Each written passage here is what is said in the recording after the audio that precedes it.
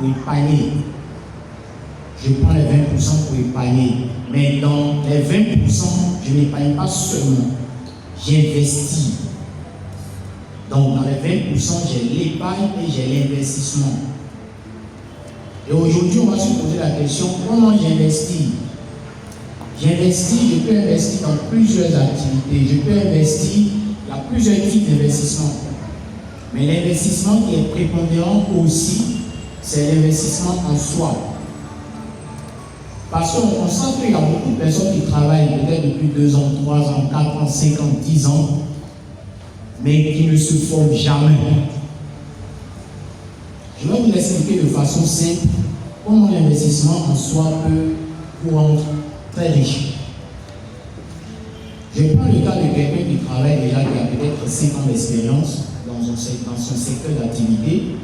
Ça veut dire qu'a priori, cette personne a déjà des compétences de base, des compétences, maîtrise déjà son secteur d'activité. Si cette personne prend le temps de se poser la question, même si je travaille, il me faut des compétences additionnelles qui vont me permettre encore d'être plus productif, soit d'être plus performant. Parce que quand tu te formes à chaque fois, ce que vous devez savoir, on est dans un monde à perpétuelle mutation, tout bouge. Aujourd'hui, on est à l'ère de l'intelligence artificielle. Et à l'ère de l'intelligence artificielle, vous devez savoir qu'il y a beaucoup de métiers qui ne vont même plus, qui n'existent même plus. Je prends le cas même, la plupart du temps, vous allez dans certaines réunions, il y a à côté des secrétaires, chaque fois qu'ils écrivent sur mon savoir, c'est d'écrire. Peut-être faire des réunions et autres. Mais aujourd'hui, ça n'existe plus. Aujourd'hui, il y a des outils d'intelligence artificielle qui sont intégrés sur les plateformes. Et quand vous faites des réunions, automatiquement, ça s'enregistre et ça fait le rapport à la fin. Vous avez l'habitude de constater même de façon simple, ça existait, mais maintenant, c'est plus performant. Lorsque vous envoyez par exemple un message sur un numéro qui est un compte professionnel, on vous répond automatiquement, il y a certaines personnes qui personnalisent. Mais aujourd'hui, certaines entreprises sont intégrées, même dans ce système, ce qu'on appelle l'outil ChatGPT, de telle en sorte que le chef d'entreprise, il peut peut-être ne pas être là, il peut partir en congé pendant 1 mois, mais ce qu'il a intégré dans l'application va répondre à sa place. Vous, par exemple, la personne vend par exemple, je dis n'importe quoi, un terrain, il vend des terrains par exemple. L'outil peut dire, quand moi je viens par exemple sur la page, je demande, les terrains sont disponibles dans quelle ville? Je peux demander, dès que vous demandez, automatiquement, il a fait de telle sorte que c'est l'outil qui répond, c'est pas lui. L'outil va dire, ok, j'ai des terrains à Sopro, à Benjerville et autres. Tu vas demander le prix, automatiquement l'outil te répond. Tu vas de toutes les questions que tu vas poser à l'outil va te répondre, même si c'est 1000 questions. L'avantage, c'est quoi? C'est que lui, il ne va jamais se fatiguer. Par contre, un homme peut se fatiguer parce qu'un homme ne peut pas répondre à 1000 personnes. Mais l'outil peut répondre même à 1 million de personnes. Donc aujourd'hui, à l'aide par exemple de l'intelligence artificielle, dans tous les secteurs d'activité, il y a vraiment des défis à relever. Dans tous les secteurs d'activité, ça n'existe même pas. Que ce soit l'enseignement, dans tous les secteurs d'activité, il y a des défis à relever. Donc, je prends le cas de quelqu'un qui ne se forme pas, qui n'investit pas en lui. Tu vas constater au fait que tu es en arrière. Tu ne t'adaptes pas aux réalités au fait du monde du travail. Et quand tu te formes à chaque fois, si ton salaire était 500 000, tu peux demander une promotion parce que tu développes des compétences. En dehors de ça, vous savez, en tant que salarié et que tu développes des compétences, tu peux te former dans plusieurs domaines. Je prends le domaine de consulting par exemple. Je parle des salariés, le domaine de consulting. Vous allez chaque fois entendre un peu partout, je suis peut-être consultant formateur, je suis consultant dans tel domaine, mais attention, ce sont des personnes qui ont pris le temps de se former, mais qui ont des compétences et qui revendent ces compétences-là. Donc je peux être salarié et être un consultant formateur, je peux former dans mon domaine. Je suis par exemple dans le domaine de l'immobilier, soit je suis dans le domaine de la santé. Je peux décider de voir par exemple qu'est-ce que je sais, qu'est-ce que je maîtrise avec tout ce que j'ai fait comme compétence que je peux mettre au service de quelqu'un. Donc, je fais des formations. Ça veut dire quoi? Ça veut dire que c'est une autre source de revenus que je vais de créer. La même personne peut décider de faire du consulting. Ne serait-ce que tu commences même par être consultant, soit consultant junior. Ça dépend des secrets d'activité. Mais aujourd'hui, il y a des consultants junior. Junior, simplement, vous êtes au moins, ça dépend des organisations, vous êtes au moins à 10 000, 15 000 l'heure. C'est-à-dire que tu t'assois, tu dis à une entreprise, je vais t'apporter mon expertise. Si tu es junior, si on t'a rien donné, c'est 10 000 à 15 000 l'heure. Quand tu es senior, c'est encore gâté. Tu peux être à 30 000 heures. Donc imagine que tu fais 50 heures. Tu as 1 500 000. Ça veut simplement dire qu'il y a des personnes aujourd'hui qui travaillent mais qui ne touchent même pas le salaire.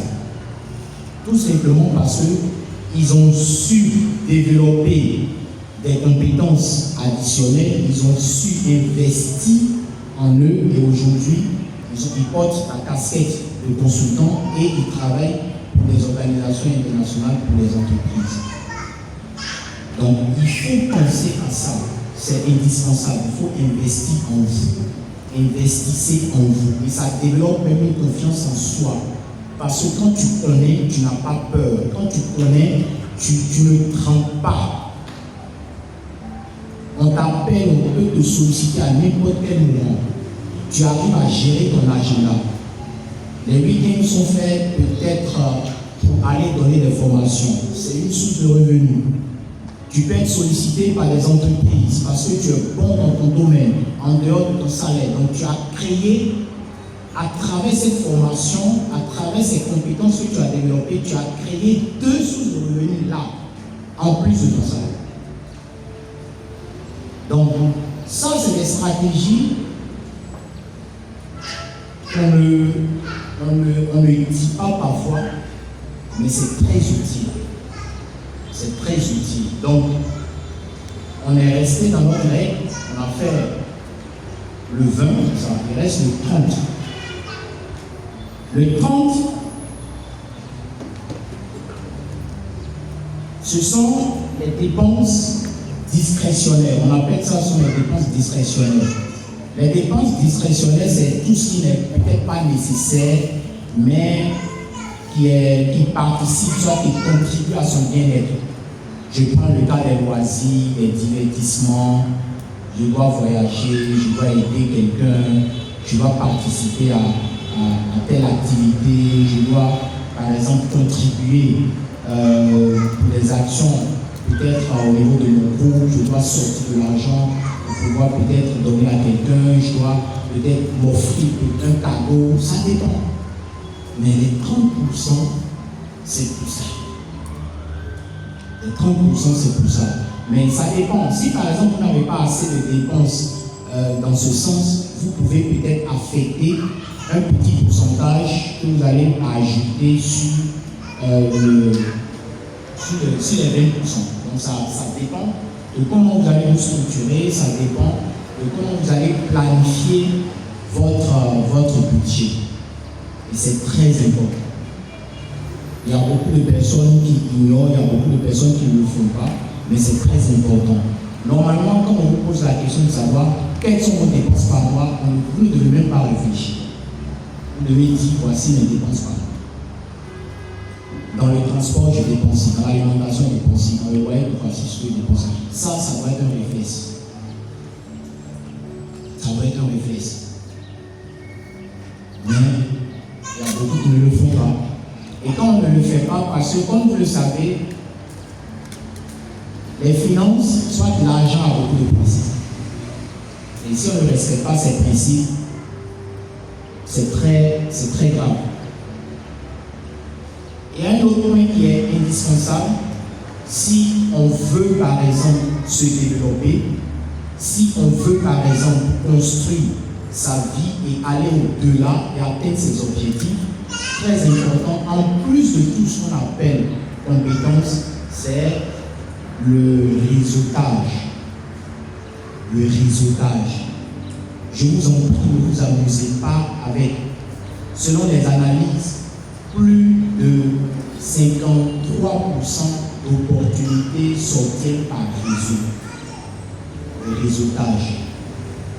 Le réseautage, c'est simplement le fait que vous décidez de participer peut-être à des activités pour rencontrer d'autres personnes, avoir des cartes de visite, échanger avec des gens. Vous avez un objectif en tête, vous avez votre petite activité, vous voulez développer l'activité, vous recherchez un associé, quelqu'un qui va s'associer à vous pour vous aider à développer l'activité. Et c'est pas dans la maison que vous allez trouver cette personne. C'est lorsque vous allez sortir, rencontrer des personnes, discuter avec les gens, partager votre vision, que vous allez peut-être trouver quelqu'un un jour qui va dire « Je m'intéresse à ce que vous êtes en train de faire, je veux travailler avec vous ». Et même si vous avez votre petite activité que vous gérez, prenez soin de l'activité. Même si c'est tomates que vous vendez, même si c'est un atelier de couture, prenez soin de ça. C'est très important parce que l'énergie que vous dégagez sur votre activité, c'est la même énergie qui va vous permettre de pouvoir développer l'activité. Donc, il est important de sortir de sa zone de confort, de se dire, je vais aussi sortir, participer à des activités, rencontrer des gens, discuter avec des gens, poser mes difficultés pour qu'on ne sait jamais. Je peux rencontrer des personnes qui peuvent m'aider à pouvoir atteindre mon objectif. Et je profite justement pour peut-être parler d'une activité. Si ça intéresse certaines personnes, vous allez me contacter après et je vais vous faciliter justement la tâche afin que vous puissiez participer à cette activité. Il s'agit d'un dîner de réseautage qui est prévu pour le samedi prochain à l'hôtel Rose Blanche. Et pendant ce dîner de réseautage, l'objectif c'est de rassembler des experts internationaux qui vont venir de la Banque mondiale, de la BAD, des entreprises, des Nations Unies, pour pouvoir aider les étudiants, les diplômés, les professionnels à réseauter, à développer, à avoir assez de carnets d'adresses. Et en dehors de ça aussi, on va développer des thématiques sur, par exemple, l'intelligence artificielle. Donc, on a un expert qui va animer des thématiques sur l'intelligence artificielle, montrer aujourd'hui comment on peut utiliser l'intelligence artificielle pour développer son activité, comment on peut utiliser l'intelligence artificielle pour gérer son quotidien. C'est très important. En dehors de ça aussi, à travers ce dîner, on aura aussi un expert qui va vous montrer comment on entretient un réseau. Si vous avez pris le contact d'un directeur, à la fin, comment vous pouvez entretenir ce contact. Et nous allons parler aussi de l'investissement boursier. On parle d'investir en bourse, qu'est-ce que ça veut dire? Nous allons parler de cette thématique. En dehors de ça aussi, il y aura le réseautage et un cocktail dînatoire. Donc ça, c'est une activité hyper professionnelle qui peut vous aider dans, par exemple, ce que je suis en train de présenter comme développer son réseau, investir. Parce que l'investissement n'est pas seulement peut-être acheter un immeuble, mais si on n'a pas les moyens pour acheter un immeuble, on peut penser même à investir en bourse. Donc, l'objectif derrière, c'est de pouvoir développer ces différents marchés financiers afin que chacun puisse saisir des opportunités. Donc, aujourd'hui, voilà les éléments importants que vous devez savoir. Et si vous travaillez vraiment ces éléments, c'est sûr et certain que vous n'aurez pas assez de difficultés à vous en sortir. Parce que on a pris le cas, par exemple, de la commerçante qui a fait un achat excessif de stock. Parce que cette personne n'a pas prévu que les semaines qui viennent, mon propriétaire va venir pour encaisser. Si elle avait pris le temps de mettre de côté ses dépenses fixes, elle ne va pas partir payer 150 000 de stock. Elle va peut-être payer un stock de 100 000 francs, soit un stock de 70 000 francs. Parce qu'elle saura que dans quelques jours, attention, le propriétaire va venir pour pouvoir encaisser son loyer. Donc, c'est des éléments essentiels. Donc, j'ai précisé que ce soit pour les entrepreneurs, quand je parle d'entrepreneurs, c'est ceux qui ont des petites, soit ceux qui ont des activités que vous arrivez à développer chaque fois, et aussi comment vous arrivez pour les salariés, comment vous arrivez à sortir de peut-être, disons, de cet environnement où on est toujours là, on ne sait pas comment on va faire, on ne sait pas comment on va avancer, on ne sait pas comment on va évoluer.